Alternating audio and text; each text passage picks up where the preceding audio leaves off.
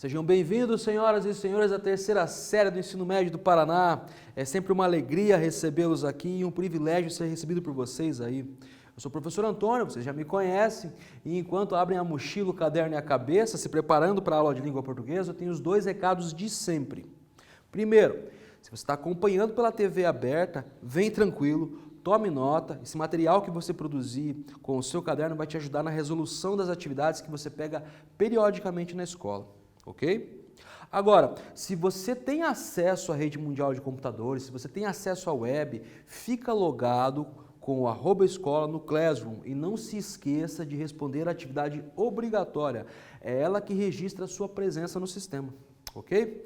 Vamos para a nossa aula de hoje, minha gente. Objetivos da aula: ler e analisar o conto Desenredo, de João Guimarães Rosa. Mais uma vez, a gente vai encerrar hoje um ciclo de literatura. Só vamos retomar ele daqui a alguns encontros. Então, vamos encerrar com Guimarães Rosa novamente, reconhecer os efeitos de sentido de algumas conjunções, relembrar o processo derivativo de formação de palavras, reconhecer o efeito de ironia do emprego de expressões e metáforas e, finalmente, produzir uma continuidade narrativa do conto. Vocês hoje vão escrever ao lado do maior escritor brasileiro. Vamos juntos! Daí, também chamado de Mago do Verbo, é o principal expoente aí, junto com Clarice Lispector, da prosa da geração de 45, mineiro, médico e diplomata. Enquanto diplomata, em 1942, esse sujeito foi preso em Hamburgo, ficou enclausurado na Alemanha durante 100 dias, acusado de ajudar 96 judeus a fugirem para o Brasil durante a Segunda Guerra Mundial, ele e a sua esposa. Aqui uma epígrafe da nossa aula, né? Muita coisa importante falta nome, e é por isso que uma das principais características desse autor é o neologismo. Ele vai inventar palavras por não encontrar no léxico, na língua, uma palavra suficiente para muita coisa importante falta nome. E não falta mesmo?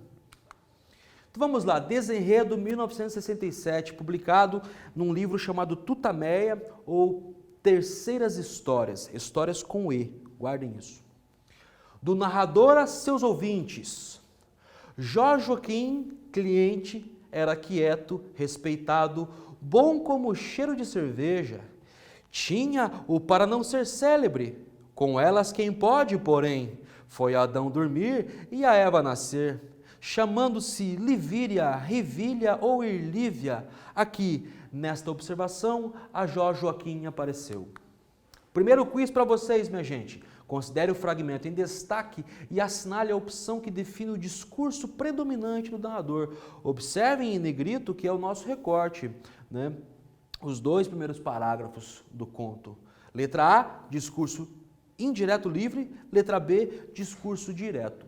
Atentem aí as marcas gráficas, respondam objetivamente essa questão que eu já volto comentando o gabarito com vocês.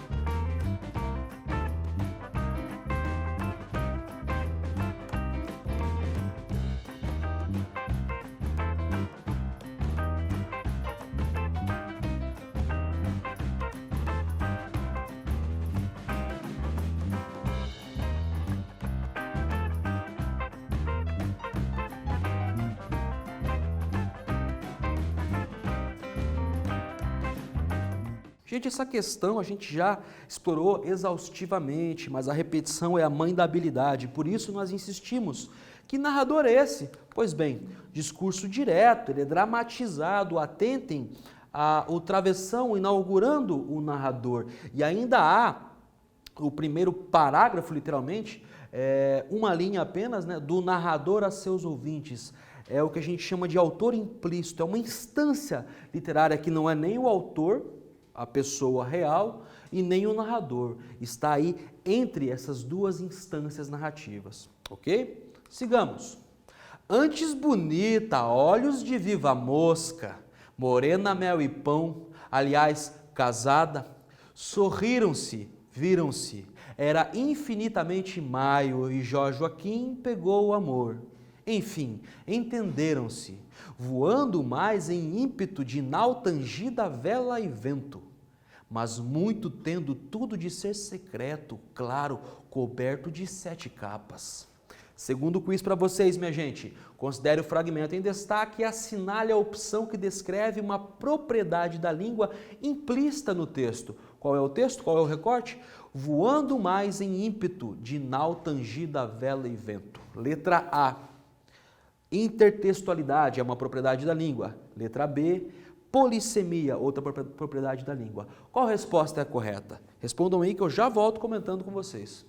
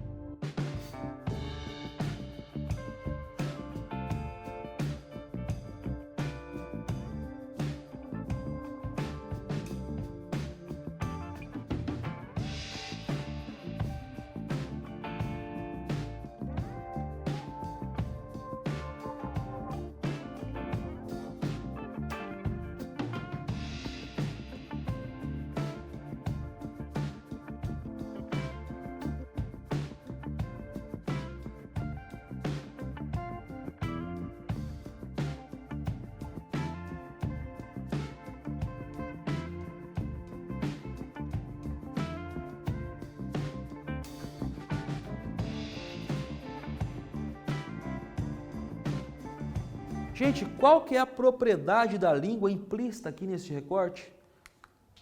Letra A, intertextualidade com o provérbio de vento em popa, ou seja, o que vai bem, o que tudo corre tranquilo. Esse procedimento é muito característico do autor, que dialoga com a sabedoria popular, cristalizada em ditos, adágios e provérbios. O diálogo aqui é subversivo, pois deforma a expressão corrente. Note-se ainda a metonímia náutica entre popa e nau. Parte pelo todo, que a gente chama, né?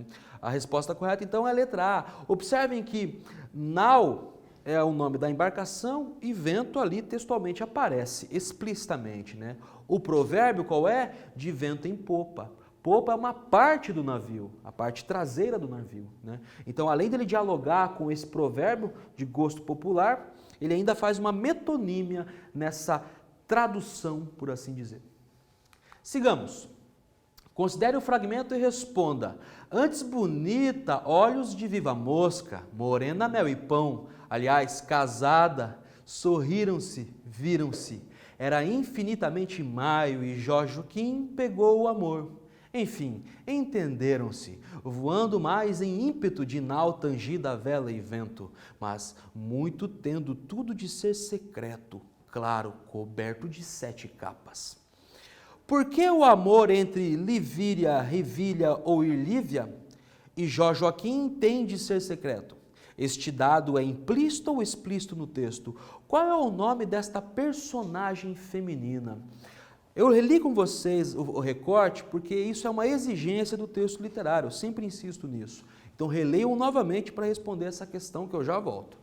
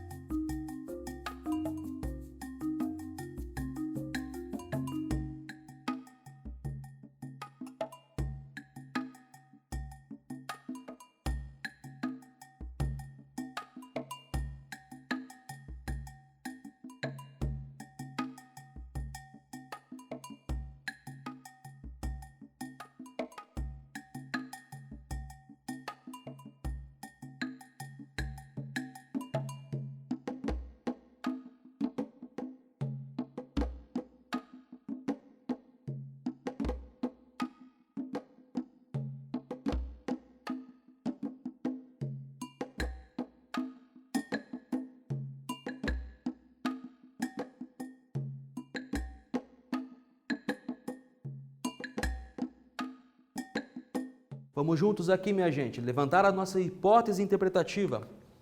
Porque a moça é casada, está textualmente ali em destaque no recorte para vocês. Este dado é explícito no texto.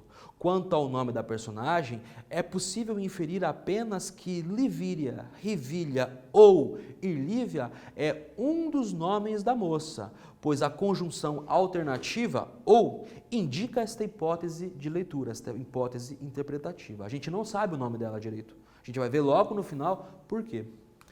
Sigamos, minha gente, agora vai ser com vocês, mas muito tendo tudo de ser secreto, claro, coberto de 7 capas. Dê continuidade ao conto, considere toda a narrativa compreendida até aqui. Os amantes se encontram e o que acontece? Desenvolva a história sem ainda dar um desfecho a ela. Eu quero que vocês desenvolvam o conto, mas não precisem encerrá-lo. Eu já volto comentando com vocês as hipóteses de intervenção.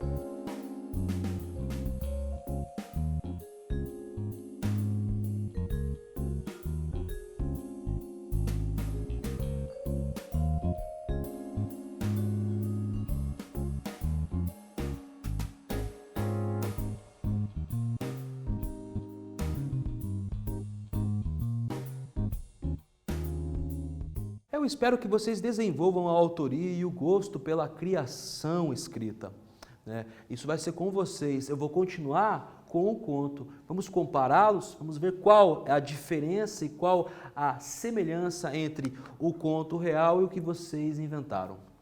Porque o marido se fazia notório na valentia com ciúme, e as aldeias são a alheia vigilância. Então, ao rigor geral, os dois se sujeitaram, conforme o clandestino amor em sua forma local, conforme o mundo é mundo, todo abismo é navegável a barquinhos de papel. Não se via quando e como se viam. Jorge Joaquim, além disso, existindo só retraído minuciosamente. Esperar é reconhecer-se incompleto. Atividade 2, minha gente, com vocês. A partir da sua leitura do fragmento, responda. O fragmento, aí, a gente já leu. E qual é o comando? O narrador encerra este parágrafo em tom sentencioso com uma metáfora poética. Que metáfora é esta? Que efeito de sentido é produzido por esta figura de linguagem e quais os desdobramentos metalinguísticos que este recurso discursivo opera? Vou deixar para vocês aí responderem. Essa é a questão mais difícil da aula. Eu já volto comentando com vocês.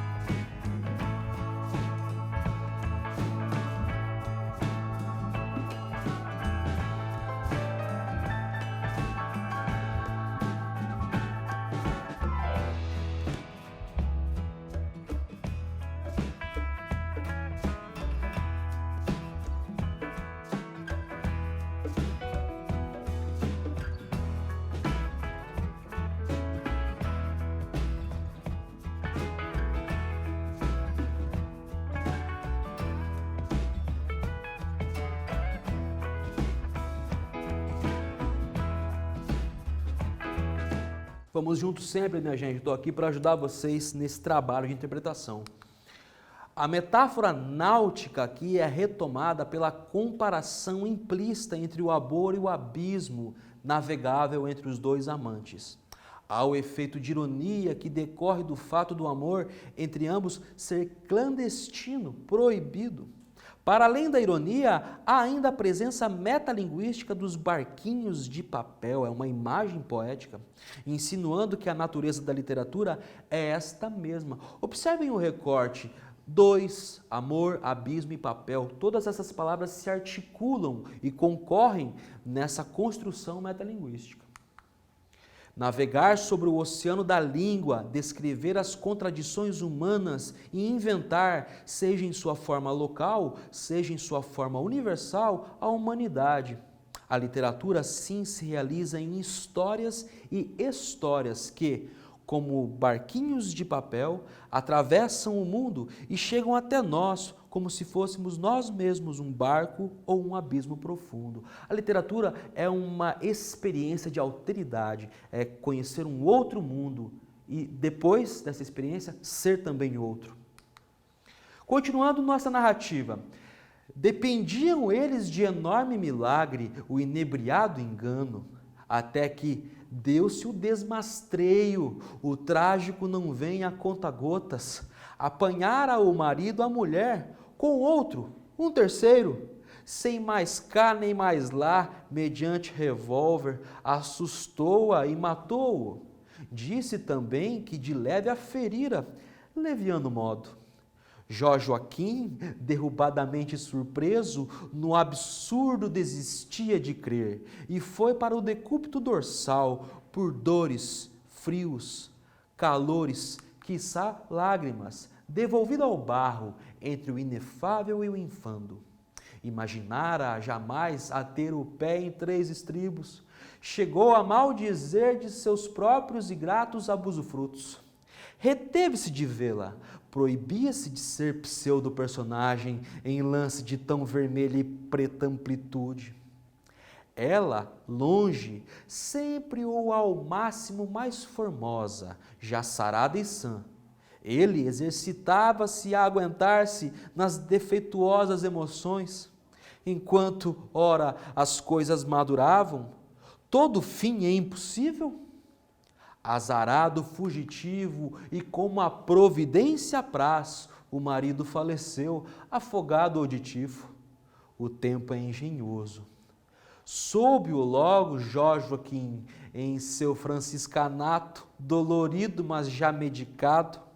Vai, pois, com a amada se encontrou, ela sutil como uma colher de chá, grude de engodos, o firme fascínio. Nela acreditou, num abrir e não fechar de ouvidos. Daí, de repente, casaram-se. Alegres, sim, para feliz escândalo popular, por que forma fosse. Mas, sempre vem imprevisível o abominoso? Ou os tempos se seguem e parafraseiam-se? Deu-se a entrada dos demônios. Atividade 3 para vocês, minha gente. A partir da sua leitura do fragmento, responda. Deixo aqui o recorte para vocês. Letra A. Que efeito de sentido a palavra mas, isoladamente, compondo um parágrafo sozinha, produz? Você reconhece um elemento narrativo aqui que esta palavra introduz? Deixo um tempinho para vocês, já volto comentando o gabarito.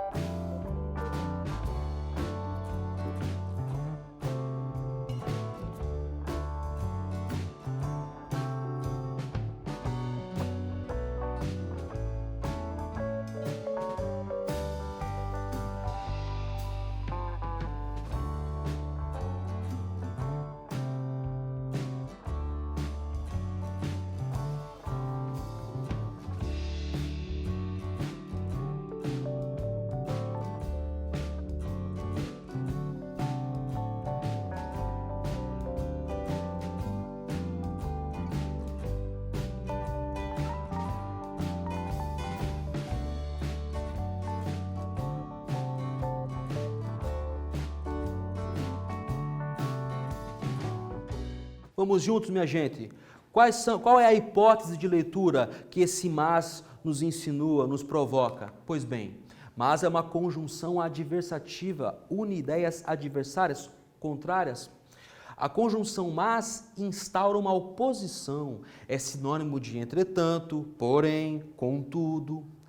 Isoladamente, o efeito adversativo é intensificado dramaticamente e, além disso, introduz aqui, nessa narrativa, mais uma peripécia, um conflito inesperado, imprevisível. Agora é com vocês, minha gente, de novo, na continuidade da narrativa que você fez, os amantes se casaram? Aquela que você tinha feito na atividade anterior. Perceba que após o casamento, ainda há um mas na história. Como será que termina essa história? Imagine o desfecho e termine a sua versão do conto. Vocês estão dialogando com uma das obras-primas da literatura brasileira. Eu quero agora que vocês façam o final desse conto. Eu já volto comentando com vocês.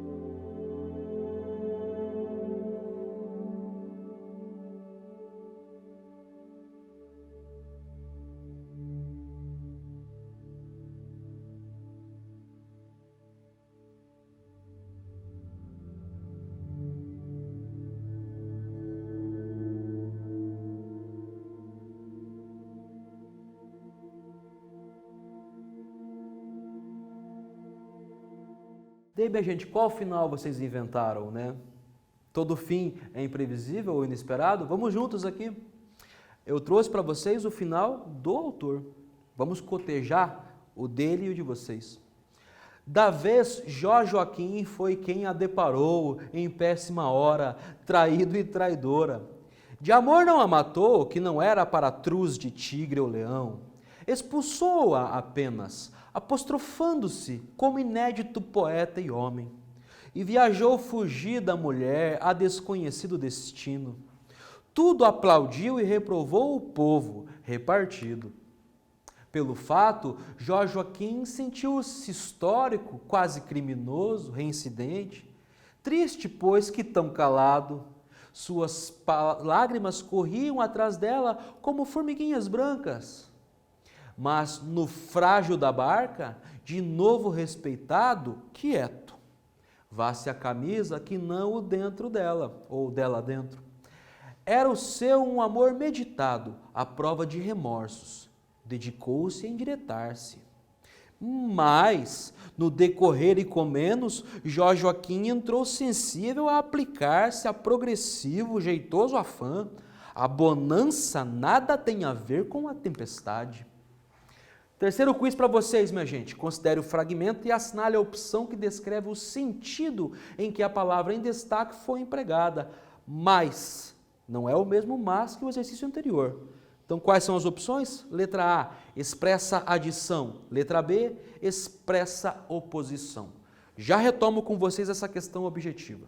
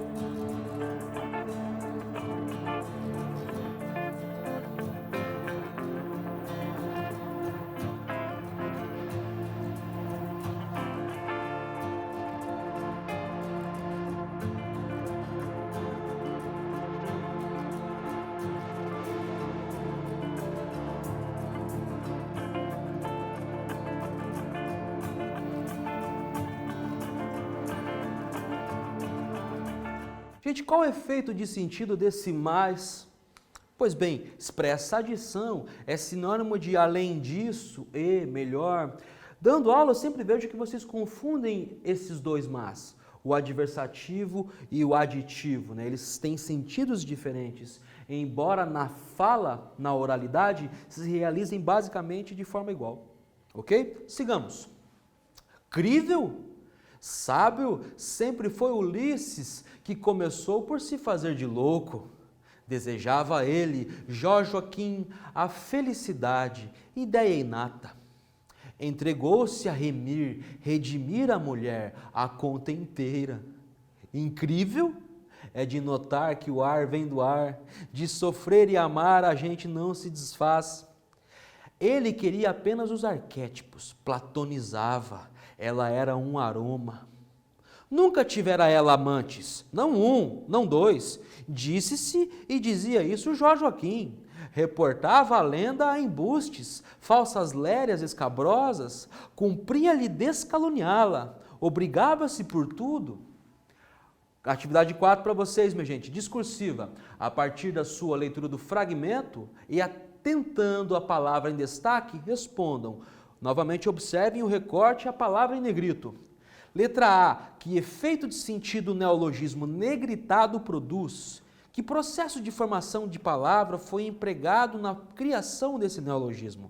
Que palavra ou pronome que acompanha o verbo inventado retoma? Gente, essa questão é bem difícil e é de estrutura. Pensem aí que eu já respondo com vocês.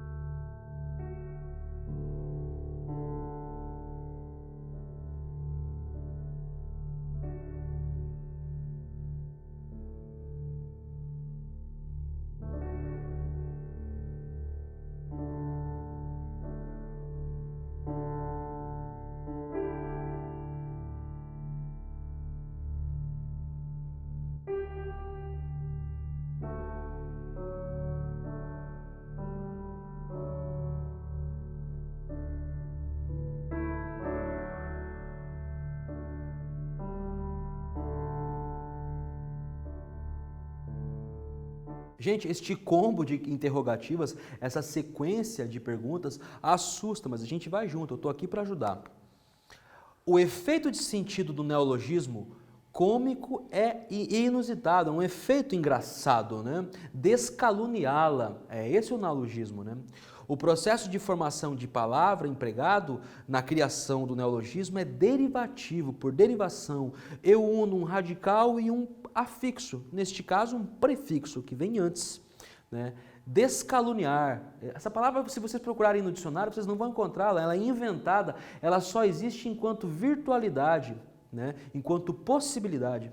A palavra que o pronome enclítico, lá, retoma é ela, que retoma Livíria, Rivília ou Irlívia. Observem no recorte, em destaque, o pronome ela, né? Na cadeia de retomadas, esse é a primeira retomada que o lá puxa no plano do significado, no plano semântico, né? Vamos juntos.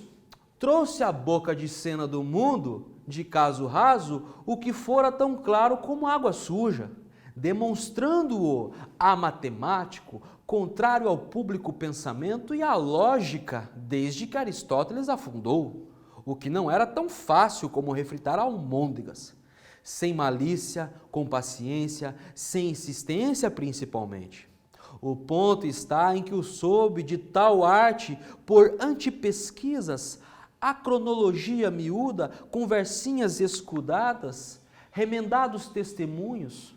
Jorge Joaquim, genial, operava o passado, plástico e contraditório rascunho. Criava nova, transformada realidade, mais alta, mais certa. Celebrava-a o fanático, tendo-a por justa e averiguada, com convicção manifesta. Haja o absoluto amar e qualquer causa se refuta.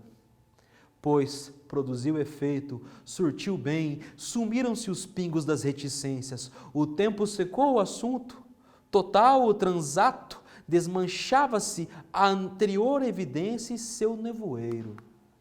O real e válido na árvore é a reta que vai para cima.